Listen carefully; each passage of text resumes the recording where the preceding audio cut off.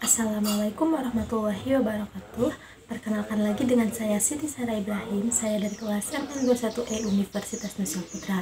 Di video kali ini saya akan membahas mengenai materi mata kuliah akuntansi manajemen bab ke-10, yaitu tentang akuntansi pertanggungjawaban. Langsung saja ke pendahuluan, yaitu desentralisasi adalah wewenang pengambilan keputusan kepada jajaran manajemen yang lebih rendah di dalam sebuah organisasi.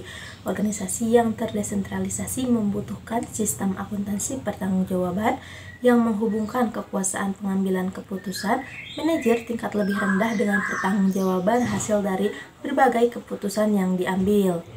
Selanjutnya, istilah pusat pertanggungjawaban digunakan untuk setiap bagian dari suatu organisasi yang manajernya memiliki kendali atas dan bertanggung jawab atas biaya, laba, atau investasi. Nah, menurut Gerson, pada tahun 2015 terdapat jenis pertanggungjawaban, yaitu pusat biaya, pusat laba, dan pusat investasi. Nah, yang pertama itu ada pusat biaya. Nah, pusat biaya atau cost center adalah pusat pertanggungjawaban di mana manajer pusat biaya memiliki kendali atas biaya yang dikeluarkan dan otoritas untuk mengambil keputusan-keputusan yang mempengaruhi biaya tersebut. Nah, departemen layanan seperti akuntansi, keuangan, administrasi umum, hukum, dan personalia biasanya diklasifikasikan sebagai pusat biaya. Selanjutnya, manajer biaya pusat diharapkan untuk meminimalkan biaya sambil menyediakan tingkat produk dan layanan diminta oleh bagian lain dari organisasi. Misalnya, manajer fasilitas manufaktur akan dievaluasi setidaknya sebagian dengan membandingkan biaya aktual dengan beberapa banyak biaya seharusnya untuk tingkat output aktual selama periode tersebut. Nah, varians biaya standar dan varians anggaran fleksibel seringkali digunakan untuk mengevaluasi kinerja pusat biaya. Nah, pusat biaya juga merupakan jenis pusat pertanggungjawaban yang digunakan secara luas. Hal ini karena bidang di mana manajer mempunyai tanggung jawab dan otoritas atas biaya dapat diidentifikasi dengan cepat pada sebagian besar perusahaan.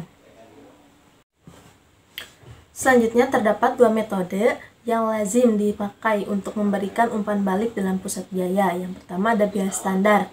Nah, biaya standar adalah bahan baku langsung, tenaga kerja langsung, overhead pabrik dibandingkan dengan biaya aktual. Sedangkan yang kedua adalah anggaran fleksibel tanpa biaya standar.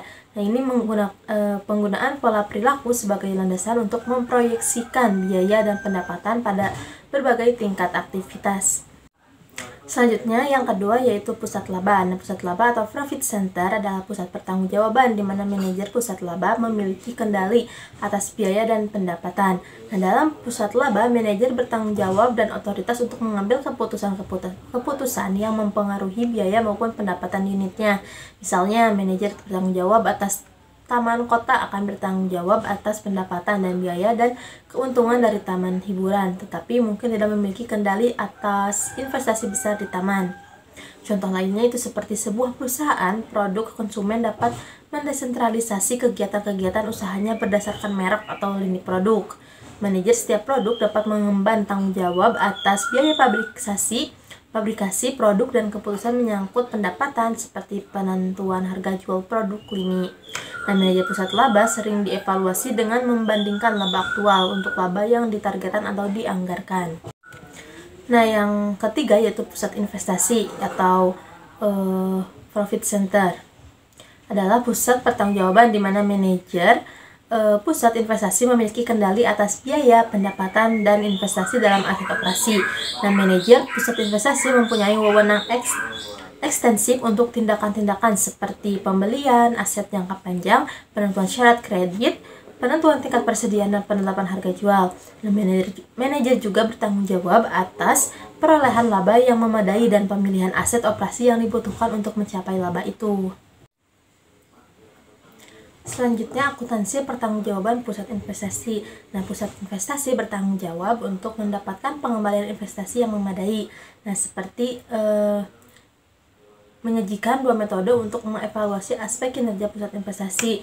Nah, dua metode yang pertama itu disebut pengembalian investasi dan yang kedua adalah disebut laba residu. Nah, pengembalian investasi atau manajer pusat investasi mengemban tanggung jawab atas pendapatan dan beban laba operasi terkendalikan merupakan bagian dari esensial dari laporan pusat investasi, karena mengemban tanggung jawab atas pendapatan, biaya, dan investasi, maka manajer pusat investasi memikul tanggung jawab untuk mendukung laba yang konsisten dengan besarnya aset yang ditanamkan dalam segmen yang dikelolanya. Nah, sedangkan yang kedua yaitu laba residu atau residual income, yaitu laba residu merupakan alternatif lainnya untuk mengukur kinerja divisi, adalah selisih antara laba dan kembalian minimal yang telah ditetapkan oleh perusahaan.